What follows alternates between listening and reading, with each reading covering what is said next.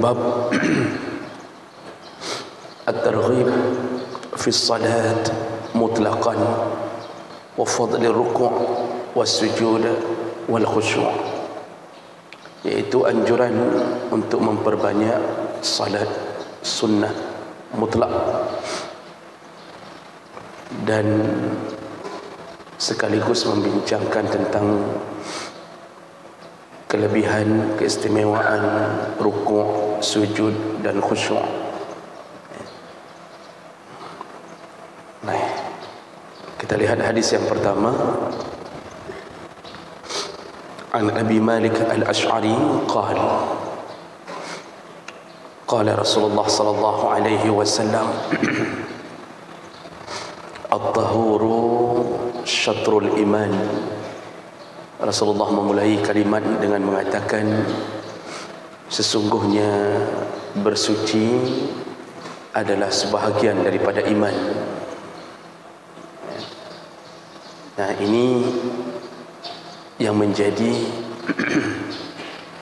kesilapan banyak orang, mengira hadis kebersihan bahagian daripada iman atau setengah daripada iman. Jadi kalimat itu dikira hadis, padahal tidak ditemukan dalam hadis manapun yang menyebutkan tentang kebersihan adalah setengah daripada iman. Walaupun maknanya benar, tapi redaksi hadisnya tidak ada. Jadi itu hanya kata-kata mutiara. Namun yang mirip-mirip dengan itu ada. Salah satunya contoh hadis ini. Jadi di sini disebutkan at-tahur, bukan at-taharatu minal iman, atau bukan an-nadhafatu minal iman. At-tahur yaitu bersuci adalah setengah daripada iman. Jadi tentu berbeda antara nadhafah, kebersihan, dengan bersuci. Bersih belum tentu suci, dan suci belum tentu bersih.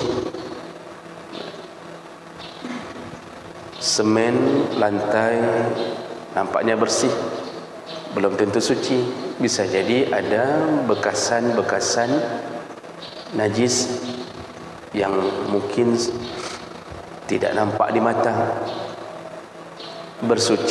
Suci juga belum tentu harus bersih.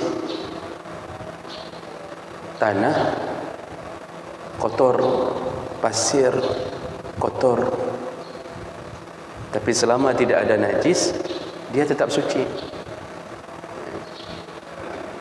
Air dari sungai yang berwarna tanah, bisa jadi karena hujan, tidak bening, apakah dia dianggap kotor?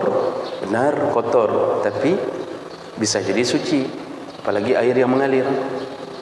Jadi perlu kita ketahui lebih awal bahawa kebersihan sebahagian daripada iman itu hanya kata-kata mutiara, bukan hadis Nabi. Yang hadis Nabi adalah bersuci sebahagian daripada iman, at-tahur.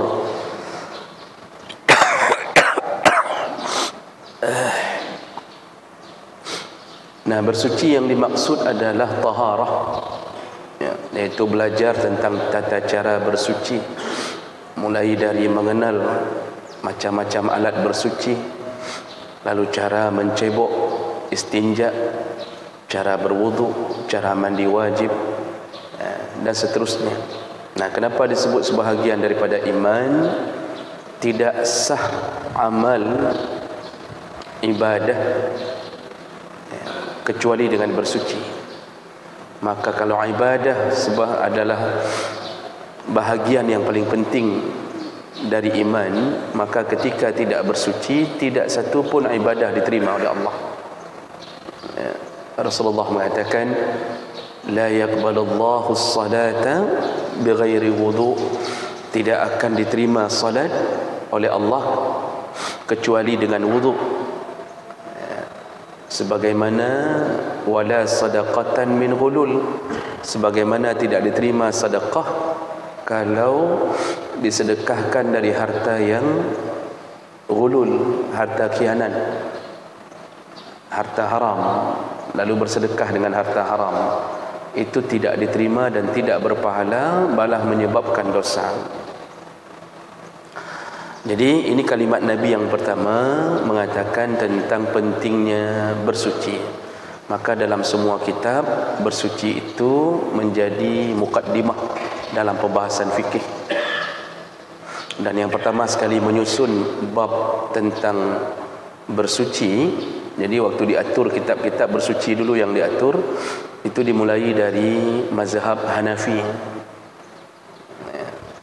Beliau yang mengatur pertama sekali tentang bab bersuci, lalu diikuti oleh mazhab yang lain tentang urutan-urutan pembahasan di dalam fikih. Baik. Berikutnya Rasulullah menyambung dengan mengatakan walhamdulillahi tamla'ul mizan. Kalimat alhamdulillah memenuhi timbangan.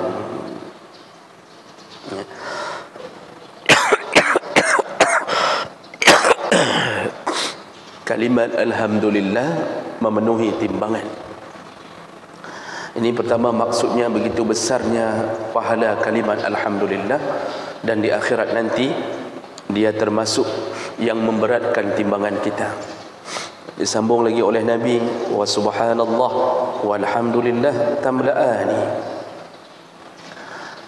Dan kalimat subhanallah disambung dengan alhamdulillah, kedua-duanya pun memenuhi timbangan. Au tamla'u ma bainas sama' wal ardi.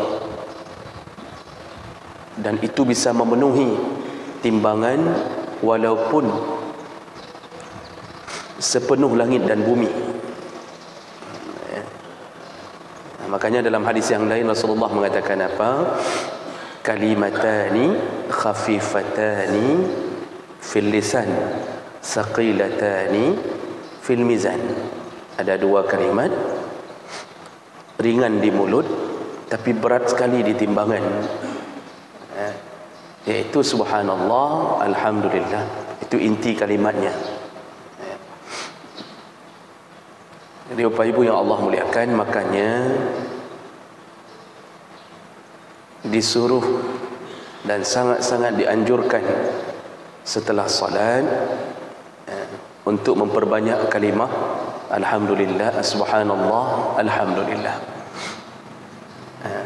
Jadi satu paket dengan Allahu Akbar 33 kali subhanallah, alhamdulillah, lalu 33 kali Allahu Akbar, tutup yang ke-100 dengan la ilaha illallah.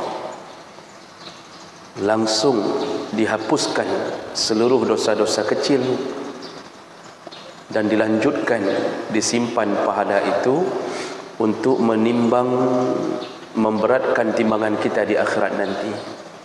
Maka perbanyaklah berzikir kepada Allah setelah salat. Saya sering mengatakan nanti ada bab khusus dalam kitab ini tentang zikir-zikir setelah salat. Namun sekedar menginformasikan ulang bahawa sayang banyak orang hari ini tidak lagi mau berzikir dengan zikir Nabi sallallahu alaihi wasallam. Kalimah-kalimah yang Nabi ucapkan setelah zikir, setelah salat itu ada hadis-hadisnya, dan itu banyak tidak dipraktekkan. Kita mengaku mencintai Nabi dan kita mengaku ahlus sunnah wal jamaah, tetapi apa yang diturunkan Nabi kita tidak ikutkan. Walaupun zikir kita tidak berdosa selama ini, namun banyak yang dari Nabi yang tidak kita zikirkan. Salah satunya kalimat ini. Jadi sudah jarang terdengar di masjid-masjid tuntunan kalimah subhanallah, alhamdulillah, Allahu Akbar 33, jarang terdengar. Bagi mereka yang menuntun dirinya sendiri, alhamdulillah. Tapi bagi mereka yang kadang-kadang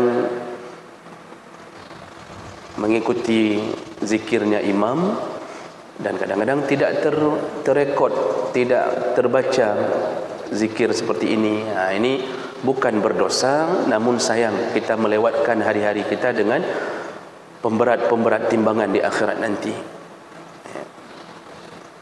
Boleh saja setelah salat langsung mengucapkan Al-Fatihah, boleh saja.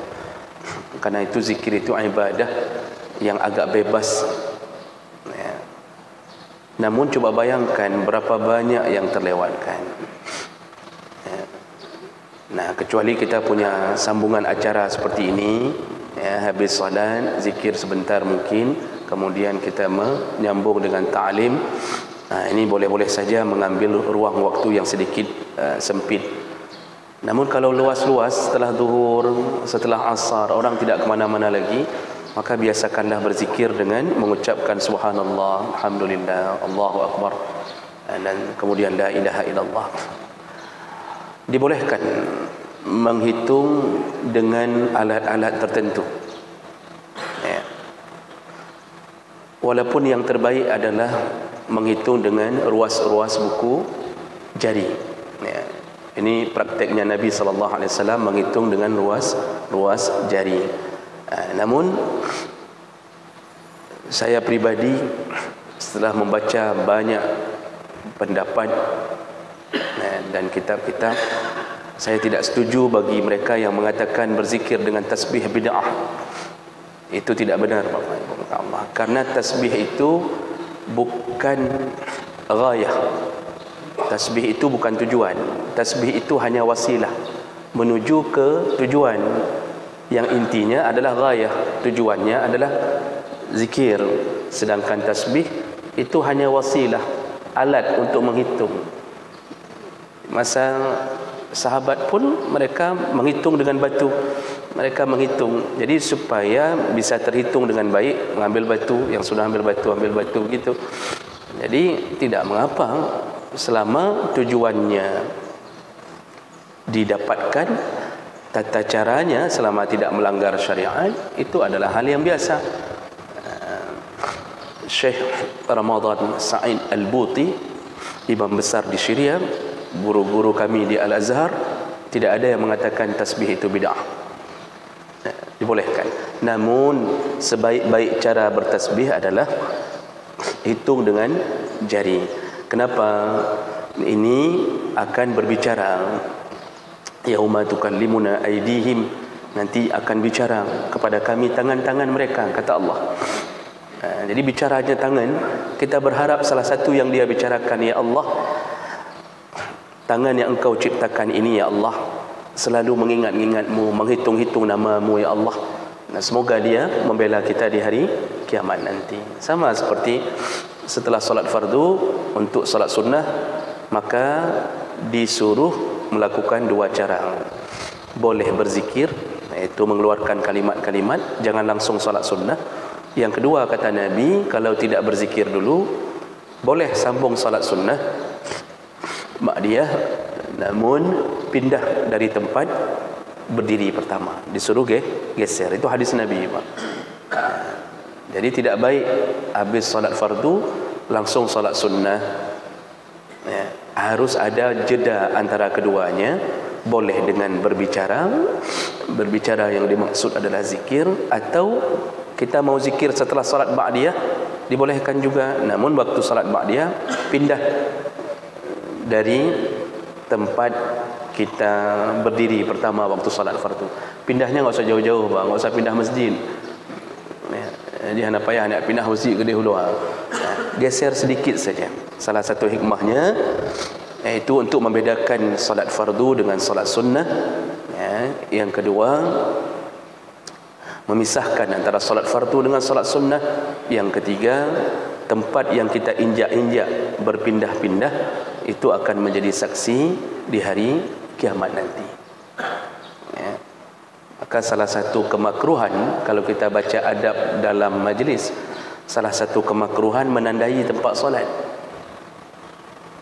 Makruh menandai tempat solat. Bagaimana menandai tempat solat? Enggak boleh orang lain duduk di tempat kita duduk.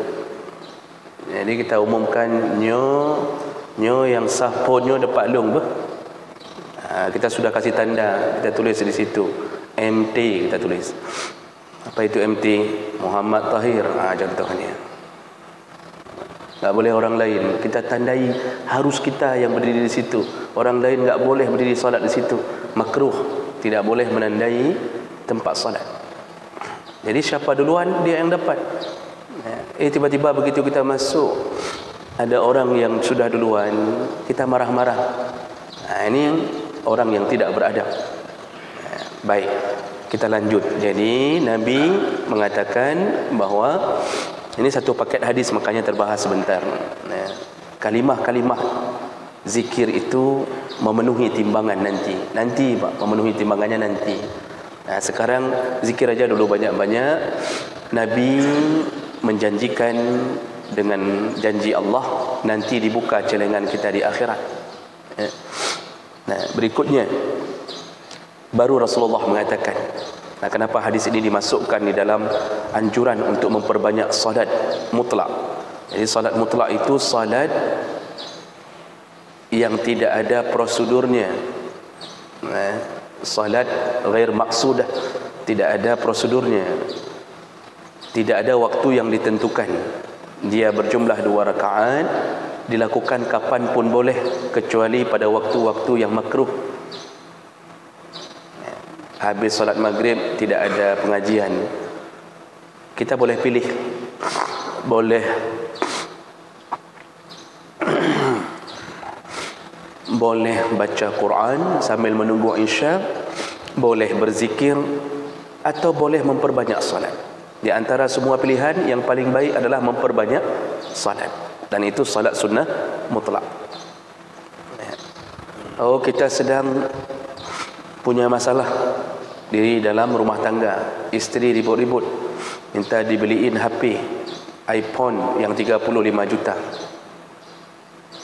Daripada kita tumbuk dia, bagus keluar, lalu salat sunnah 2 rakaat di masjid untuk menenangkan hati. Minta sama Allah, ya Allah, balikkanlah hatiku. Mudah-mudahan pulang dari solat ini berubah hatinya dari iPhone 35 juta menjadi Nokia 200.000. Allah akan balikkan hati.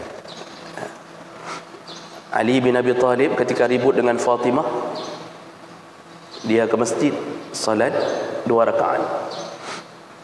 Lalu dia tidur di atas pasir. Rasulullah memanggilnya Aba Turab, ya Aba Turab, wahai orang yang berpasir. Makanya salat sunnah mutlak ini salat sunnah yang tidak ada prosedural, yang jangan lakukan di waktu yang dimakruh tahrimkan, yaitu ketika matahari sedang naik. Sama seperti kita Pak, saya ingin ingatkan lagi, tidak boleh sembarangan melakukan salat ketika matahari sedang naik. Terbit matahari pertama, tulu', kalau sekarang jam berapa? 6.20 ya. 6.20 itu terbit. Terbit itu tidak boleh lakukan solat di situ. Tidak boleh. Minimal 15 menit ke depan. Paling bagus tunggu 20 menit. Jadi baru boleh lakukan solat 20 menit berikutnya, pukul 7 kurang 20 menit. Atau 6.40 baru boleh. Jadi jangan begitu habis pengajian kita langsung salat. Itu kita salat jatuhnya di waktu yang makruhnya makruh haram, makruh tahrim. Bukan menyebabkan pahala, bisa menyebabkan dosa karena melawan syariat. Itu juga begitu salat ini juga, salat sunnah mutlak itu jangan lakukan di situ. Juga jangan lakukan ketika matahari berada di atas kepala menuju ke zuhur. Kira-kira 20 menit atau setengah jam menuju ke zuhur, itu jangan salat. Dan yang ketiga, ketika terbenam, sama juga. Kira-kira setengah jam sebelum salat maghrib, itu jangan salat sunnah mutlak. Yang boleh hanya salat-salat yang muncul karena sebab. Jadi muncul sebab dulu baru muncul salat itu. Contohnya tahiyatul masjid. Kita masuk ke masjid, gara-gara masuk masjid muncul salat. Nah, itu kapan pun boleh. Atau salat qadha, yang tertinggal. Bangun solat subuh pas di waktu matahari sedang terbit, itu boleh langsung wuduk, langsung solat, dibolehkan. Atau yang muncul karena sebab yang lain, solat sunnah wuduk, solat gerhana matahari, terjadi gerhana matahari pas di waktu yang diharamkan tadi atau dimakruhkan tadi, itu dibolehkan. Itu yang hal-hal begitu yang boleh. Selain daripada itu jangan lakukan. Jadi Rasulullah sallallahu alaihi wasallam ingin mengatakan tentang fungsi salat. Kenapa harus banyak-banyak salat? Ada acara apapun perbanyak salat. Salat sunnah mutlak itu Pak, waktu berniat salat pun enggak disebutkan mutlaknya. Bahasa mutlak itu maksudnya salat umum. Ada gelisah, gaji belum keluar, gelisah, atau menunggu kelahiran anak, menunggu kelahiran anak, salat sunnah 2 rakaat, mohon kepada Allah sedang dirampok, salat sunnah 2 rakaat. Kalau diizinkan oleh perampoknya, minta sama perampok Nabi watai semayang 2 rakaat, itu salat sunnah mutlak. Di dalam salat itulah minta supaya malaikat turun untuk membunuh si perampok tadi. Tapi dulu orang-orang alim dulu itu ada kisah-kisah yang sahih tentang orang-orang yang minta kepada Allah dalam salat sunnah 2 rakaatnya. Jadi jemaah maka Allah, Rasulullah kemudian menyebutkan kenapa harus memperbanyak salat. Di sini Rasulullah menyebutkan was-salatu nurun, karena salat itu cahaya. Jadi salat itu menyebabkan munculnya cahaya. Cahaya di mana? Cahaya di dalam hati. Orang yang salat hatinya bercahaya, sehingga orang yang bercahaya tahu melangkah ke mana. Makanya orang yang salat pikirannya bijaksana.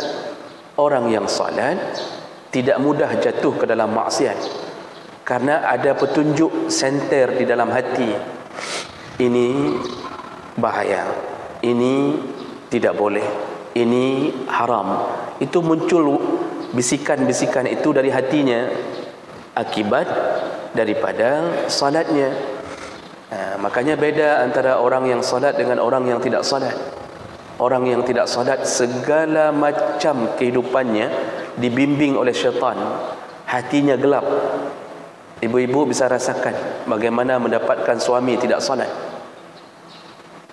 penuh dengan masalah. Suami tidak salat, maka perilakunya, akhlaknya itu menjadi hantu di rumahnya. Jadi isteri yang belum kenal maaf, kalau mau kenal maaf, lihat suami yang tidak salat, itulah maaf. Pulang dia menjadi sebuah kengerian di dalam rumah. Sifatnya jauh dari tuntunan agama. Makan haram menjadi hal biasa. Sedikit ada masalah menjadi api di dalam rumah. Memukul, mencaci maki, itu sudah jadi makanan biasa bagi isteri. Ini akibat tidak ada cahaya di dalam hati. Makanya ibu, tugas ibu mengusir-ngusir suami menuju ke masjid. Kalau sudah waktunya azan, usir, suruh dia pergi ke masjid. Itu kalau mau aman hidup. Jadi maafkan Allah Subhanahu wa taala, cahaya ini tentu tidak begitu saja terang benderang setiap waktu. Kita akan melawan syaitan dan nafsu. Dia akan mencoba menjatuhkan. Dia coba jatuhkan. Nah, disitulah waswasah syaitan bermain. Kita perlu pertolongan. Datanglah pertolongan Allah melalui ruh salat. Makanya orang yang salat itu di waktu-waktu genting akan datang pertolongan Allah. Seorang pelacur datang di hadapan kita, menawarkan diri dengan keadaan mungkin sudah telanjang. Kalau kita orang salat, bagus salat kita, khusyuk salat kita, di situ datang pertolongan juga. Pasti ada bisikan malaikat, jangan rugi salatmu, ingat anak isterimu. apalagi ditambah dengan biaya yang mahal. Jadi dibuat bisikan-bisikan oleh malaikat menolong kita. Makanya disuruh perbanyak salat. As-salatu nur, salat itu cahaya. Sampai ke wajah pun bercahaya. Orang yang salat, Pak, walaupun warna kulit mungkin tidak terlalu putih, tetapi wajahnya menarik untuk dipandang. Orang ketika melihatnya muncul ketenangan hati. Kalau ditanya sama isteri apakah suaminya ganteng, pasti dia jawab ganteng, walaupun agak kurang sedikit. Paling kurang dia mengatakan, hai ganteng tad han man nama meh bagonyan. Manisnya itu yang enggak bisa dipotong. Pandangan orang bahagia. Tapi walaupun orang gantengnya minta ampun tapi tidak salat, akhlaknya buruk, tidak ada isteri yang memuji-muji, tidak ada. Isteri akan mengatakan walaupun dia ganteng tapi lama talung hibli. Kata si isteri, walaupun dia ganteng, dalam pandangan saya dia mirip iblis. Kenapa? Cahayanya redup. Maka di sini Nabi menguatkan dulu tentang salat, ya. Kemudian Rasulullah menyambung was-sadaqatu burhan. Disambung sedikit oleh Nabi, sedekah itu burhan, salat cahaya, sedekah burhan. Burhan itu tanda bukti, pembuktian. Nah, kenapa sedekah disebut burhan? Karena orang yang beriman baru terbukti kejujuran imannya kalau dia mengeluarkan sedekah. Bahasa sedekah itu diambil dari bahasa jujur, sedekah yasduqu, percaya, jujur. Jadi disebut sedekah bukti kejujuran iman. Kalau hari ini mengaku jujur, mengaku beriman tetapi tidak berani bersedekah, maka tanyakanlah, kenapa iman ini membuat kita pelit? Seharusnya iman itu membuat kita membuktikannya. Caranya sedekah. Nah, kenapa sedekah disebut kejujuran iman? Iman itu percaya. Percaya tidak bahwa Allah balas orang sedekah antara 10 dengan 700 kali lipat? Kalau percaya, coba buktikan. Percaya tidak bahwa ada pintu surga bernama Babus Sadaqah? Ada satu pintu surga, itu khusus dikumpulkan orang-orang yang ahli sedekah. Bapak Ibu, kita tidak mampu melakukan semua amal seperti Abu Bakar. Mungkin kita ada yang hebat salat qiyamul lail tapi tidak punya harta untuk sedekah. Di antara kita ada yang ahli sedekah tapi tidak sanggup salat tahajud. Paling kurang jangan lakukan maksiat yang wajib jaga, lalu ambil satu pintu. Ambil satu pintu, Pak. Mudah-mudahan kita dipanggil dari pintu sedekah. Jadi orang yang sudah bersedekah berarti dia menunjukkan bukti saya percaya. Percaya ada pahala sedekah. Ini mengaku beriman tapi pelit, subhanallah pelitnya. Itu menunjukkan apa? Dia sebenarnya mengaku saja percaya, padahal dia tidak percaya. Dia tidak percaya. Nah, makanya disebutlah burhan. Kemudian disebut oleh Allah, disebut oleh Nabi, was-sabru dhiya. Sedangkan sabar itu adalah dhiya. Tadi salat nur, sabar dhiya. Allah dalam Al-Quran kalau menyebutkan nur kepada bulan, Allah menyebutkan nur kepada bulan. Tapi kalau menyebutkan dhiya, Allah menyebutkannya kepada matahari. Jadi Allah menyebutkan dhiyaul qamar, sedangkan bulan nurul qamar. Nah, dhiya ini lebih terang daripada nur. Nur cahaya, dhiya ini cahaya terang benderang, menyilaukan mata, tidak bisa dipandang dengan mata biasa. Dan itu letaknya pada siapa? Orang yang sabar. Sabar ini menyelesaikan masalah, tapi sabar dalam kebaikan, bukan sabar dalam maksiat. Ada orang yang sabar dalam maksiat. Kata isterinya, "Nak sabar bacut de. Baik ni terbit ile dari tempat ribanya. Dang-dang mati nak sabar bacut de," kata isteri. Isteri mengatakan, "Sabar sedikit lagi. Jangan keluar dulu dari tempat riba itu. Kita sabarlah berapa tahun lagi. itu bukan sabar, jangan bangai. Yang disebut sabar, sabar dalam kebaikan, bukan sabar dalam maksiat. Ya. Jadi sabar ini menyelesaikan masalah. Kalau kata Rasulullah, sabar ini kepala, ya, kepala dari semua masalah. Begitu kepala sudah sabar, maka dia menundukkan semua anggota yang lain. Tangan tidak terangkat untuk pukul isteri. Isteri pun tidak membuka mulutnya mencaci suami. Hidup sederhana, kalau penuh dengan sabar, pasti bahagia. Tidak ada perasaan hasad, dengki kepada orang lain. Kelebihan orang dia tidak dengki. Jadi isteri pun di rumah sabar. Suami membawa pulang 25,000 per hari. Kadang-kadang cuma seekor ikan, ya, tapi sabar. Sore jalan-jalan berdua, jogging berdua. Kadang-kadang setiap pagi, Sabtu Minggu naik sepeda berdua. Itu motor enggak ada, tapi karena diselingi dengan sabar, hidup di rumah sewa. Mereka tersenyum, setiap pagi tersenyum, bercanda-canda. Andalannya sepeda tadi.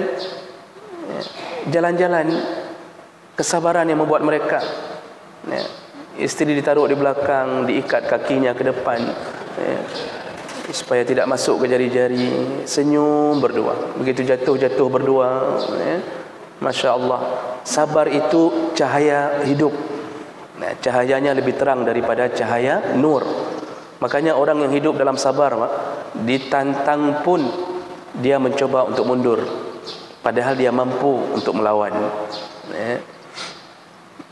Kita ketika berada di tengah jalan, sedikit terserempet, bagi yang tidak sabar, ujungnya bacok, senggol, bacok, bacok, senggol.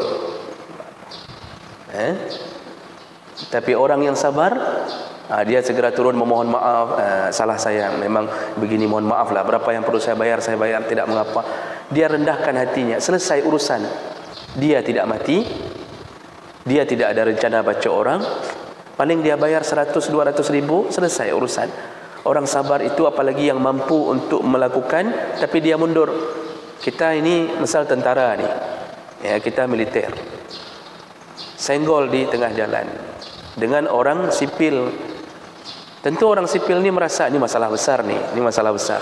Tapi Masya Allah, dengan imannya seorang tentara tadi, dia mengatakan, tidak apa-apa Pak, tidak apa-apa, enggak usah bayar, enggak masalah, saya maafkan. Masya Allah, doanya orang ini, doanya orang sipil ini membuat Allah menaikkan derajat orang yang mampu.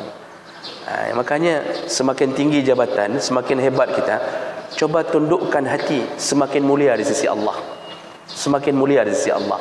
Tapi kalau kita sok-sok preman di mana-mana, ya, biasanya yang sok-sok preman itu yang baru-baru lulus, Pak.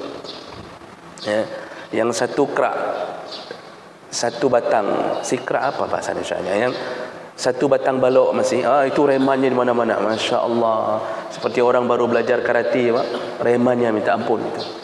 Ya.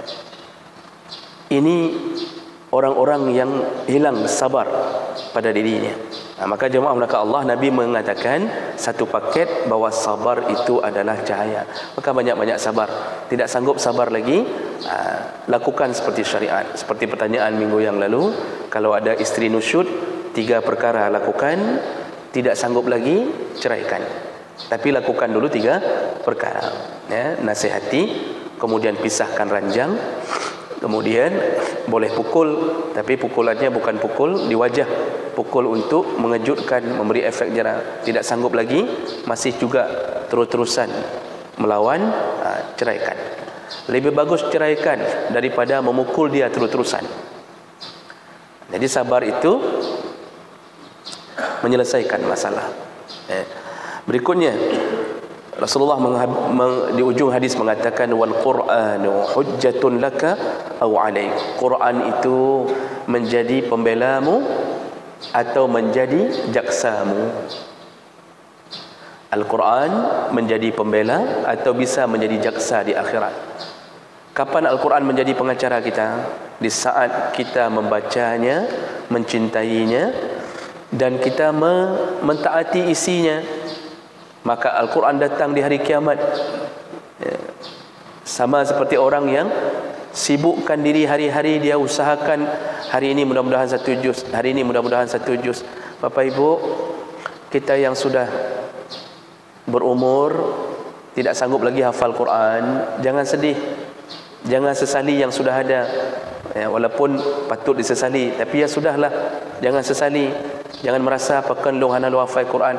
Hafal Quran itu satu fadilah. Tapi orang yang tidak hafal Quran, asal mau dia baca Quran setiap hari, ya, setiap hari dia mau baca Quran, maka Quran itu menjadi pembela untuknya. Kata Rasulullah, orang yang sering hidup dengan Al-Quran, hari kiamat nanti dia ditolong oleh Al-Quran datang, dan yang pertama sekali datang adalah surat Al-Baqarah dan Ali Imran. Al-Baqarah dan Ali Imran, ini komandannya yang datang dari Al-Quran. Jadi menjadi makhluk itu, kata Rasulullah, seperti ghamamatani, sekelompok awan yang besar. Kadang-kadang datang seperti serombongan burung, ya, serombongan burung datang, Al-Baqarah dan Ali Imran. Lalu dia menaungi kita, membela kita. Dia yang akan bicara di hadapan Allah, ya, dia yang akan mengatakan di hadapan Allah, ya Allah, orang ini dulu tidak tidur karena membacaku, ya Allah. Orang ini menahan rasa ngantuknya karena membacaku, ya Allah. Pagi, siang, malam dia datang membacaku, ya Allah. Dia yang memberi syafaat. Salah satu syafaat adalah syafaat Quran. Makanya jangan buang-buang waktu, Pak. Apalagi yang sudah berumur 60 tahun ke atas, dan harus lebih banyak baca Quran. Sayangnya ketika sudah ingin baca Quran, mulai seput mata, sudah mulai kabur mata, sudah plus, sudah min. Tapi berusahalah, meninggallah dengan Quran. Makanya di dalam kitab disebutkan ada seorang isteri menangisi suaminya yang sudah hampir sakarat, sakit berat sekali. Kata si suami, ini saya lupa nama ulama ini, saya baca dalam beberapa kitab.